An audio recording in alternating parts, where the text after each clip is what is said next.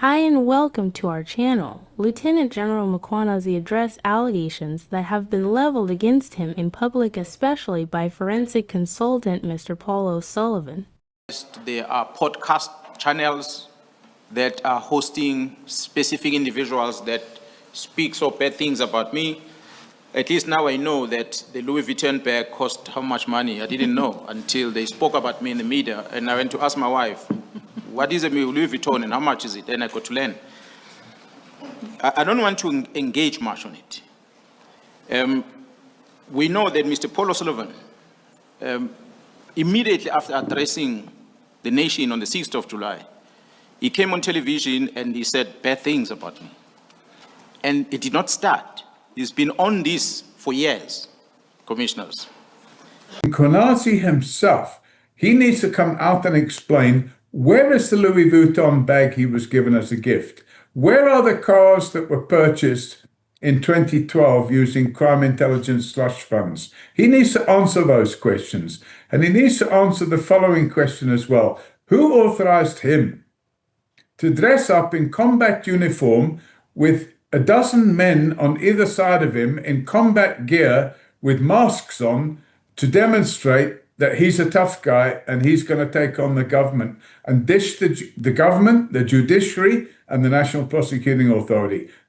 Everyone was shocked when forensics expert Paul O'Sullivan went against General Mkhwanazi, and for that he got serious backlash from people vowing to stick with General Mkhwanazi through good, bad, and the ugly. Let's watch what O'Sullivan has said, and then hear how General Mkhwanazi responded to him at the commission. Head of crime intelligence. And when Masemola was acting head of crime intelligence, Mkhwanazi approved the unlawful expenditure by Masemola of 35 million rand of public funds on buying luxury cars. And that was in the early part, the first quarter of 2012. Now, if we bring it a little bit further forward, both Mkhwanazi and Masemola joined a police supplier on an overseas trip, and the pair of them came back with, what do you call it, Louis Vuitton. It's a very expensive ladies' handbag. And the pair of them came back with a gift from the police supplier, being a Louis Vuitton handbag. And from what I can gather, neither of them disclosed at customs the fact that they had in their possession a gift worth somewhere between 70 and 100,000 rand each. And then what did they do? They probably gave these bags to their wives. Now, if we take it to the present day, we have Mkhwanazi, the Commissioner of Police for Natal, suddenly calling a press conference. And in that press conference, he dishes the Minister of Police. And he makes a lot of allegations in that press conference. And although he only made those allegations at midday today, I've had an opportunity to go through them. And some of them, the ones that I have been able to go through and ascertain, I'm satisfied that they're false allegations, which means Mkhwanazi is on a mission of his own. Well, then the question is he on a mission of his own? All right. Or is Masemola part of that mission? Because Masemola is the Commissioner of Police.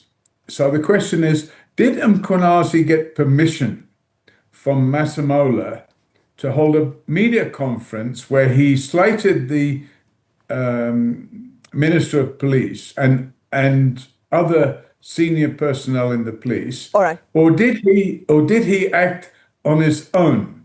And I think the investigation needs to discover who was behind his press conference today. And it also needs to discover why he was dressed in combat uniform. He's a police official. He's the head of KZN Provincial Police. He's not a task force member. So why was he wearing task force uniform? And why was he having task force members on both sides of him? It's almost like he's challenging who? The government? He's challenging the police. Who is he challenging? And he's setting out all these people around him. If you have a look at the pictures, it's very, very clear. He's surrounded by people with R5 weapons. and they're all wearing masks, so we can't see who they are. Okay, Paul, I must come in there. Opinion, it looks dangerously suspicious, and it looks dangerously like he's threatening a coup. All right. Paul, let's go into you saying you went through, well, this looks, as you say, this is, in a sense, a show of force, is what you're saying in terms of the way the optics are. I can't hear you. I beg your pardon, Paul, you can't hear me? I didn't hear what you said. You just need to speak up a bit. All right, I'll get the team just to make sure that you've got me in your ear. I can hear you now. I can hear you now. All right, Paul. I want to go back. You said that even though it's been a few short hours, you managed to go back and look at some of what Mkhwanazi presented to the public today, and you have established that some of those are false allegations. Just enumerate for us, Paul, which ones you say, even just with a quick investigation, do not stand up to scrutiny. Well, there's a number of them, and I don't think I want to go into them. And the reason why I don't want to go into them is because Mkhwanazi has acted unlawfully. He's put in the public domain details of criminal investigations which are still ongoing, and that's unheard of. What the police should never, ever do is publish the blow-by-blow details of criminal investigations that are still ongoing, because by doing so, they're undermining the criminal justice system. He undermines the judiciary. He undermines the National Prosecuting Authority. And in effect, he gives an opportunity to criminal underworld to get off on crimes that they may or may not have committed before the trial has even begun. And it's just unheard of. So what I'm now doing, in fact, I've sent an email today to Masemola, and I've copied the president, and I've said I'm now calling for a judicial commission of inquiry into what the hell is going on in the police service of this country, because it's completely unacceptable. And the victims of crime out there, and there's many of them, the victims of crime out there are getting hut full of all this criminal activity within the police service, and it has to stop. I want to go back to the histories here, Paul, and I think it is important, as you say, that this isn't a journey of a few months or just a few years. You know, we're going back at least 13 years to 2012 is what you were sharing with us. And this relationship that you're sharing about between the National Police Commissioner, Lieutenant General Fani Masemola, and Lieutenant General Nhlanhla Mkhwanazi in very different roles there that has endured, you would say, until today. It's interesting because the Deputy National Police Commissioner, Lieutenant General Shadrack Sibiya, has been in the media on our platform as well, dealing with some of the issues that Mkhwanazi raised, and in fact put the issue of the 121 case dockets at the door of the National Police Commissioner, saying that, you know, it was only his to implement the instructions of the National Commissioner. So how much do you believe it is, or how important do you think it is in this moment that the National Police Commissioner, I mean, we've heard in part from the police minister, but that it's important for the National Police Commissioner to be out and vocal on what we heard today? The National Police Commission needs to come out and speak for himself. I can't speak for him. And he's been ominously silent. I put it to him over a week ago, actually 10 days ago, that he had to suspend 5 generals and 2 brigadiers from crime intelligence. And he hasn't come back with an answer on that, other than to say it's an internal matter and it's got nothing to do with the public. It's got everything to do with the public. The public are the victims of crime. The generals in the crime intelligence and in the police service who go around with police bodyguards are not victims of crime. It's the man in the street that's victims of crime, and we're getting fed up with it. So what the police have to do is clean up their act. And it's never going to happen when you've got people standing behind closed doors agreeing what to do and what to say to the media. But Mkhwanazi himself, he needs to come out and explain, where is the Louis Vuitton bag he was given as a gift? Where are the cars that were purchased in 2012 using crime intelligence slush funds? He needs to answer those questions. And he needs to answer the following question as well. Who authorized him to dress up in combat uniform with a dozen men on either side of him in combat gear with masks on to demonstrate that he's a tough guy and he's going to take on the government and dish the government, the judiciary, and the National Prosecuting Authority? General, we then turn to the next topic in your statement. The heading is allegations against me in the public domain. Could you briefly deal with that? Commissioners, I know there are many allegations against me in the public domain, which are widely publicized. There are podcast channels that are hosting specific individuals that speak so bad things about me. At least now I know that the Louis Vuitton bag cost how much money. I didn't know until they spoke about me in the media, and I went to ask my wife, what is a Louis Vuitton and how much is it? And I got to learn. I don't want to engage much on it. We know that Mr. Paul O'Sullivan, immediately after addressing the nation on the 6th of July, he came on television and he said bad things about me. And it did not start. He's been on this for years, commissioners. The relationship between him and Gerald Spear is something that's an open secret. So could it be that because I mentioned things about his friend that made him to respond like this? I said, this Mr. Paul O'Sullivan is working in the security industry as a security industry person. He once worked at the airport in Johannesburg, and after that, he then opened his own company. I know of, maybe I can put it here, commissioners, that, as I said, I've got informers. The chief of staff of the Minister of Police, Mr. Nkabinde, used to work for IPID. He has given me files about the modus operandi in IPID, and when he used to be there, the role that Mr. Policeman was playing in IPID. There was a fallout between the two of them. Mr. Paul O'Sullivan does not mince his words when he speaks out there. He just speaks openly. So I don't want to debate what he's saying. I want him to come before this commission and come and argue the things that I've presented in these past 3 days, that everything is a lie. And he must tell me why he says it's a lie. Not to come here and accuse me on something that he cannot substantiate, but if he's got evidence of it, he's welcome to come. It's an open commission. He must come here and say, this is what Mkhwanazi has done, this is what Mkhwanazi has done, this is what Mkhwanazi has done. For me, what I can tell you, what we have picked up, we are investigating. I became aware of this, I registered a case. The case is being investigated in KZN.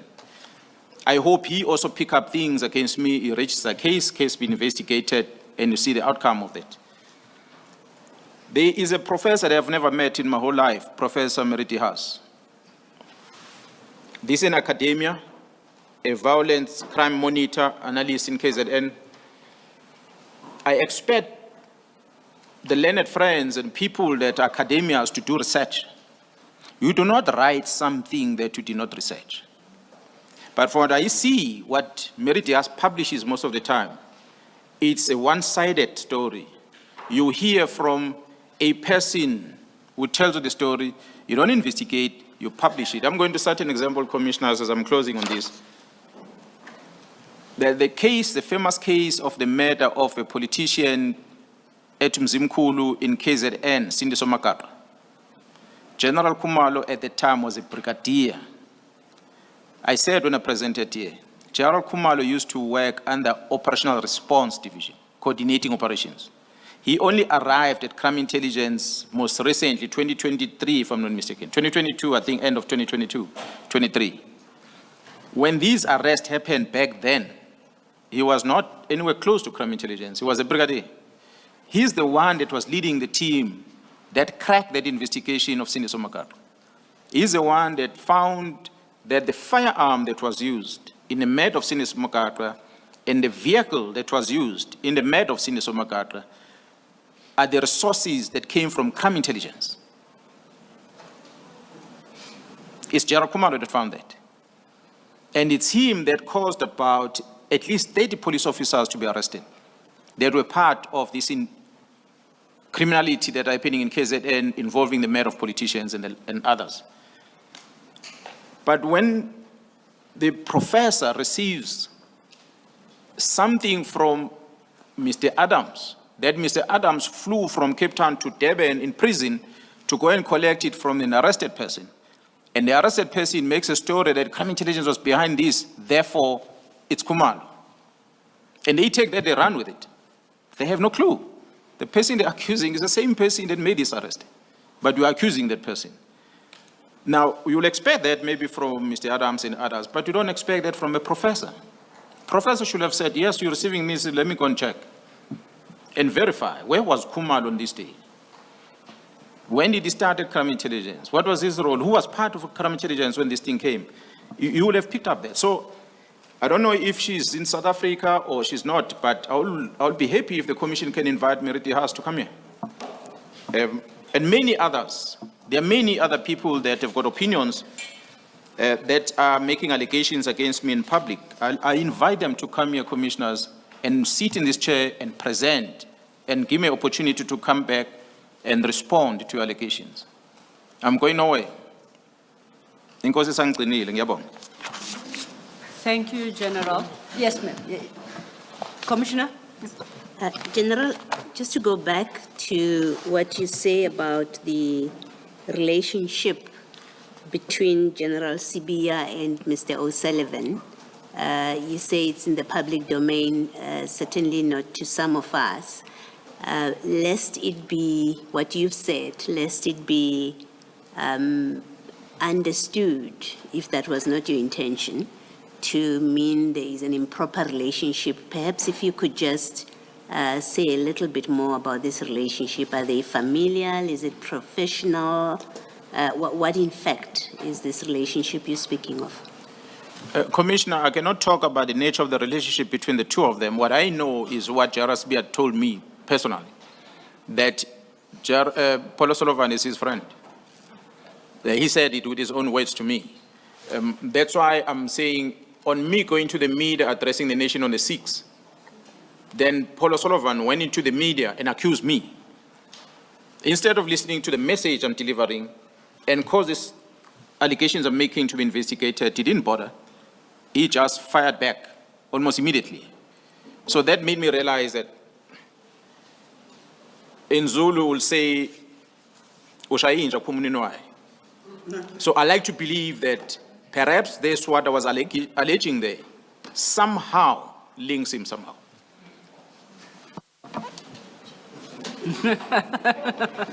I've not been sworn in to interpret. Right after General Mkhwanazi made the explosive press briefing naming names and fighting corruption, we knew he would be up for scrutiny and serious criticism that would lead to smear campaigns. Little did we know, because it didn't take very long for people like Mr. O'Sullivan to come out the woodwork with incriminating claims. Do share what you think about what Mr. O'Sullivan has said about General Mkhwanazi and what you think about the General's response to his allegations. Thanks for watching. Please don't forget to like, share, subscribe, and leave your comments down below. Also not forgetting to watch our next link video of Mkhwanazi showed the incriminating text between Brown Makotsi to himself, caught Madlangacommission and Police Minister Senzo Mkhwanazi.